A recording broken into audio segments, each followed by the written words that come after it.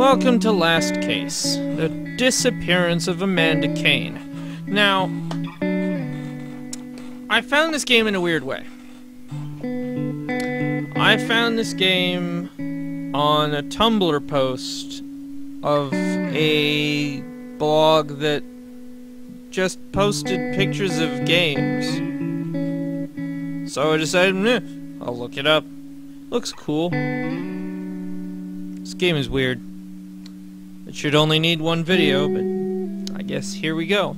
I am Journeyman Vance, and this is Last Case, the disappearance of Amanda Kane. I won't be talking a whole lot during this. Jack stood at the window holding on to a glass of bourbon when the phone rang. Because there's a narrator. He hesitated for a moment, choked down the rest of his drink, and went over to the desk. Who could be calling in an hour like this? Some rich guy was looking for his runaway daughter. The money was good, and Jack sure as hell didn't have the luxury of being picky these days. The caller didn't leave him a lot of information to go on. He quickly wrote down two names. Amanda Kane, the daughter, and the Pink Flamingo. Some shady bar somewhere in New Harbor. The Pink Flamingo was Jack's best bet, but he had to find out the exact address. Well, there's no way I'm going out there without this. Jack opened the drawer and picked up his gun. His old companion felt heavier than usual. He pulled the slide back and let it snap back into place. Now, where's the Pink Flamingo? Jack took the phone book from the shelf. That says the Pink form. Flamingo was down in East Village. Definitely not the right neighborhood for a young girl, he thought. It was time to give this classy joint a visit. Yeah, but there's still one more thing I gotta do. Jack looked at the picture of his old partner.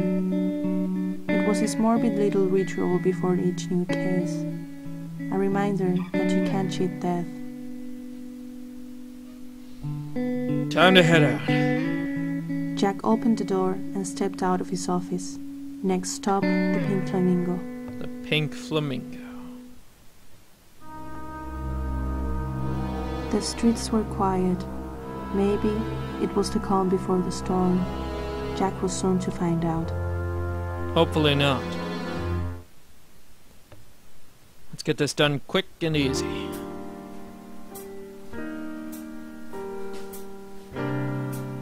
Our protagonist the place enters. reeked of cigarettes and cheap liquor. Ugh. Not a place for pink flamingos.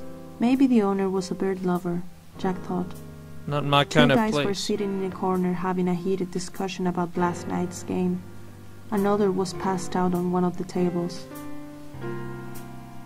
Let's not bug the guys and just go He find took what a we seat need. at the bar and ordered a bourbon. The effect of the last one was slowly wearing off. The barman Barkeep. was a scrawny-looking fella. When Jack asked him about Amanda, he just looked at him and kept on wiping the bar. Well, guess we're not getting a whole lot out of him. A about drunk this was drunk? sleeping on one of the tables. Jack had been there, drowning his guilt in booze after his partner's death. Oh, we're gonna need some information from at least someone. Well, There is no such thing as free information. Jack dropped a 20 in the tip jar. The bartender just pointed at the back now door we're and getting told somewhere. Jack to talk to a guy named Samiri. Jack went to the back door, and the barman bust the door open. That's probably not It how was you never a spell good Samiri. sign having to leave a bar through the back door.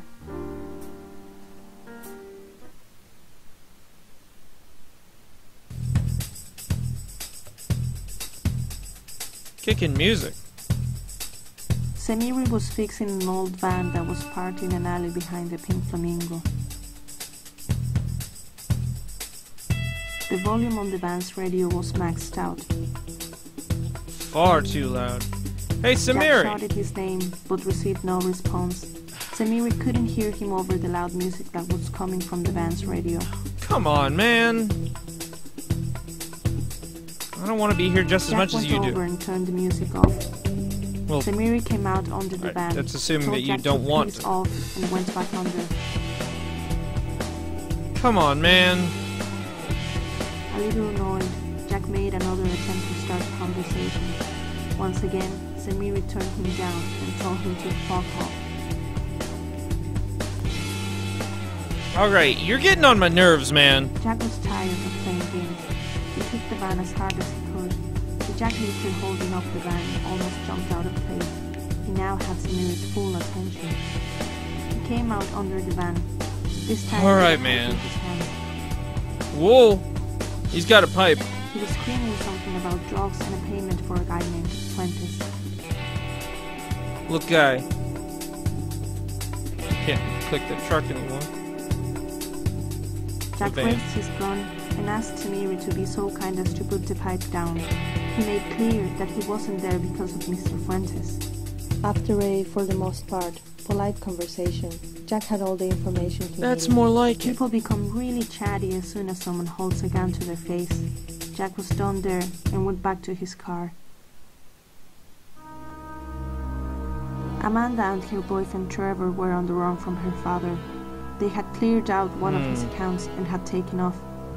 Jack now had the address of the Lovebirds' hideout, a cabin outside the city. He knew the area quite well. He and Mary went down to Lake Monte a lot before they divorced. Got it. Oh, this don't look too good. And was slowly making his way to the cabin. The moon was much brighter than in the city, he thought. It happens when you're out in the country. Farther away from civilization. The lights in the cabin were out. Nobody seemed to be home. Oh, this don't look good. The place was a mess. Ugh. Chairs in the cabin door were lying scattered around in front of the cabin. You know, I like film noir stuff, sort of, but I never really, all I ever got was, like, the parody stuff. All I ever hear about is the parody stuff. If you've seen a game called, Case of the Crabs, I don't remember the rest of the title, but, that's sort of a film noir parody sort of thing, and I like it, and I get the feeling I might like an actual film noir thing, but I don't know where to find it. Oh well. Jack went inside to take a closer look. The power was out, and it was too dark for Jack to see anything. He needed to fix the lights somehow. And I can search this room all I want, but I can't see. Jack once again stepped out into the night. The fuse box was completely fried. Well, I don't think I'm going to be fixing that this. seemed to be working.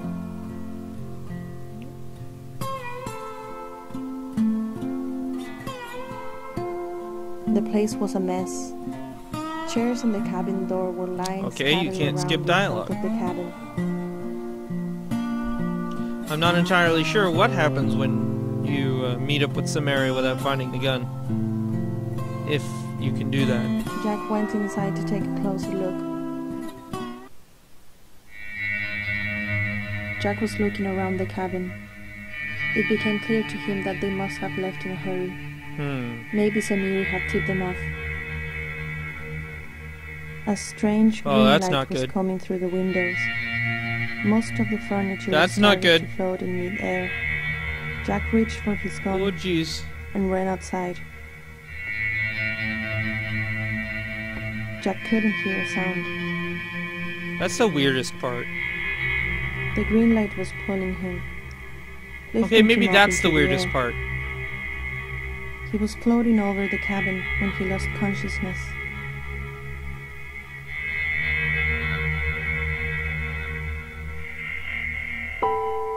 Thanks for watching!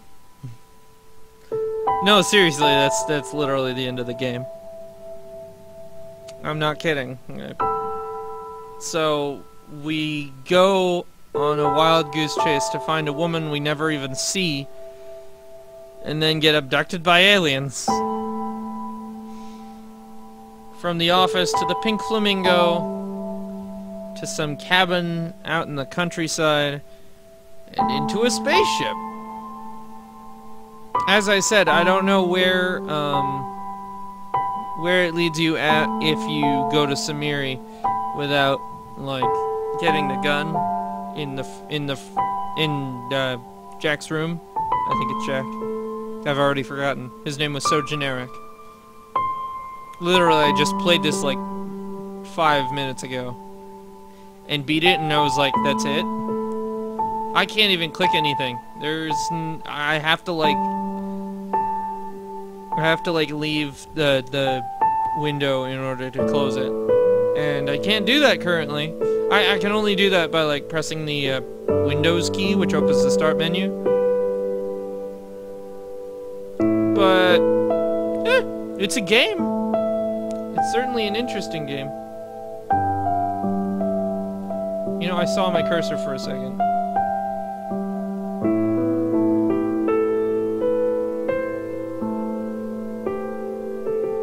And I've lost it. Well, dang it.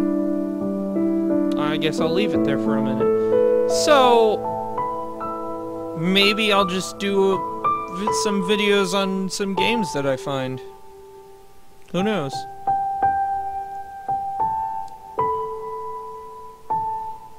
I have no idea who... You can clearly see who made it on screen. I'm not too fond of the narration... the narrator's voice. She reads it all very plainly, but I mean, what can you do? I can say that Samiri has some pretty rockin' beats, though. So I will see you next time with whatever else I come up with. See you then, folks.